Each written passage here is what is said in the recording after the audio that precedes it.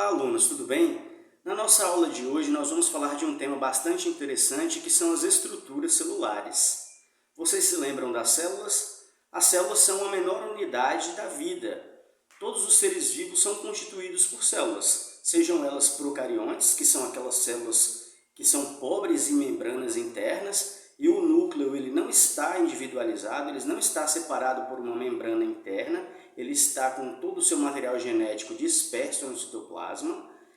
E as células eucariontes, que são aquelas células que são ricas em membranas, que possuem um núcleo separado por uma membrana, e essa membrana recebe o nome de carioteca, é uma membrana que delimita o espaço nuclear e todo o conteúdo, todo o material genético das células se encontra nessa região. O que vocês imaginam que acontece dentro de uma célula? Já pararam para se perguntar? É bastante interessante, não é? Mas a célula ela funciona como um micro ser vivo e muitas vezes alguns organismos só possuem aquela célula para realizar todas as funções que um organismo vivo realiza, desde a obtenção de alimento até a reprodução e até a eliminação de resíduos que não são interessantes para aquele ser. Bom, as células são constituídas de 3 regiões bem definidas. Um envoltório externo, que nós vamos chamar então de membrana celular ou membrana plasmática, e esse envoltório ele tem um papel muito importante, que é o controle de tudo aquilo que vai entrar e vai sair de dentro das células. Isso é uma propriedade que a gente vai dar o nome de permeabilidade seletiva, ou seja, a célula controla a entrada e saída de compostos. Dentro dessa membrana nós temos uma região específica, isso considerando-se uma célula animal, que nós vamos chamar então de citoplasma. E esse citoplasma é onde acontece todo o metabolismo celular, onde nós encontramos ali diversas organelas que realizam funções específicas, como por exemplo num corpo humano a gente teria o nosso estômago para poder fazer a digestão, nós vamos ter uma organela específica para poder realizar essa digestão. Como nós fazemos a nossa respiração, nós vamos ter uma organela específica que vai ser destinada a realizar a respiração celular e assim por diante. Então o citoplasma é a região da célula onde acontece todo o processo metabólico da célula. Produção de proteínas, produção de lipídios, produção de carboidratos. Nós vamos ter também a defesa celular ocorrendo nessa região e uma outra região que é a região do núcleo, que no caso das células animais, no caso das células vegetais, essa célula ela está separada por uma membrana que nós vamos chamar então de carioteca. Lembrando que existem diferenças entre as células animal e a célula vegetal. A célula vegetal, por exemplo, além da membrana celular, além da membrana plasmática, ela possui um outro envoltório que é a parede celular. E essa parede celular ela é constituída basicamente por um componente que é a celulose. E a celulose nada mais é do que um polímero de glicose beta. Mas voltando então a nossa atenção para a nossa célula animal, nós temos então as 3 regiões definidas: membrana plasmática, citoplasma e núcleo. Membrana plasmática, controle de entrada e saída de substâncias da célula. Citoplasma, todo o metabolismo celular, digestão, proteção, produção de alimentos, respiração celular. No caso das células vegetais, fotossíntese.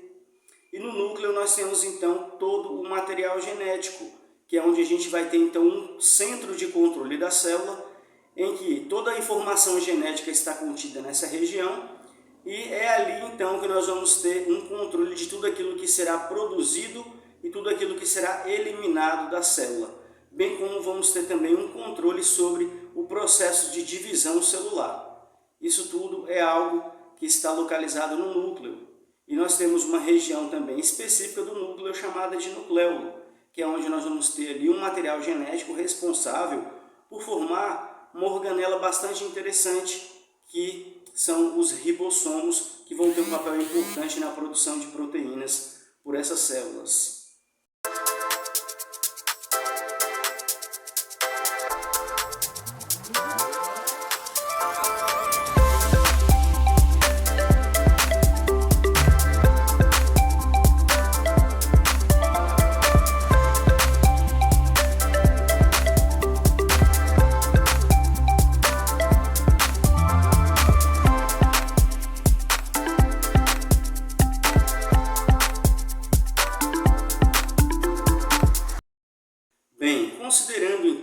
uma célula ela realizou um processo de endocitose, ou seja, ela colocou para o seu interior um determinado componente e ela precisa então fazer a digestão desse componente.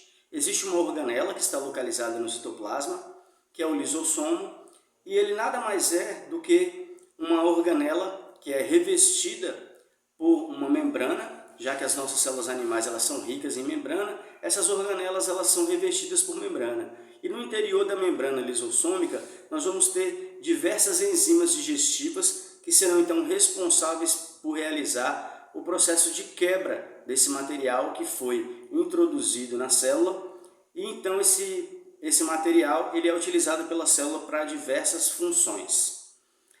No caso das mitocôndrias, elas têm um papel muito importante no processo de produção de energia, e para isso elas precisam receber o oxigênio da nossa ventilação. Então, quando nós ventilamos, quando nós colocamos o ar para dentro e para fora dos pulmões, esse ar ele é direcionado através do sangue para todas as células do corpo. E quando eles chegam lá dentro das células, eles se direcionam para essa organela, que é a mitocôndria. E essa mitocôndria utiliza então esse oxigênio durante o processo de produção de ATP. Mas o que é ATP, professor? O ATP é a moeda da célula, da mesma forma que a gente aqui no Brasil utiliza o real como moeda para poder comprar as coisas, obter as coisas, né?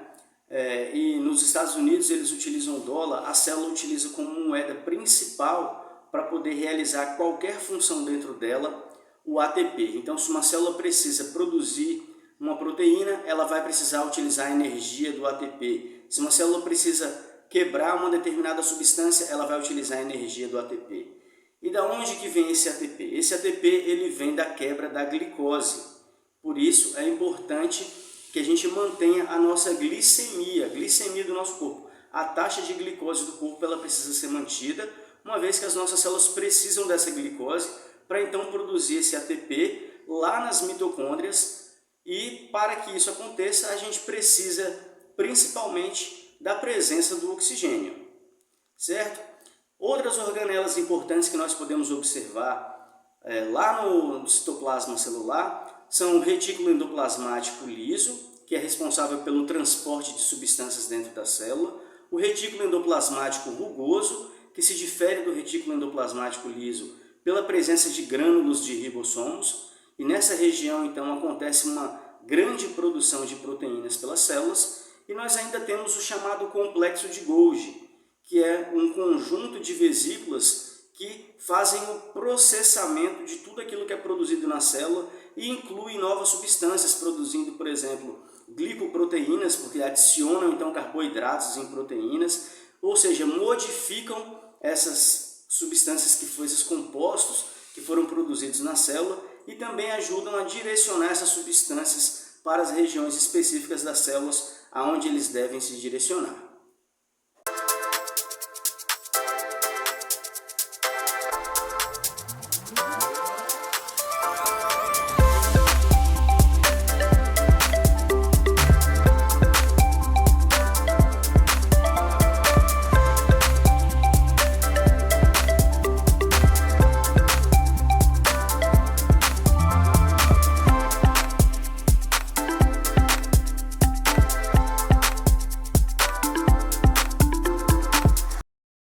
Bem, pessoal, essa foi a nossa aula de hoje. Eu espero que vocês tenham aprendido bastante, que tenham realizado as anotações de vocês, e nós nos vemos nas nossas próximas aulas. Um abraço a todos e tchau!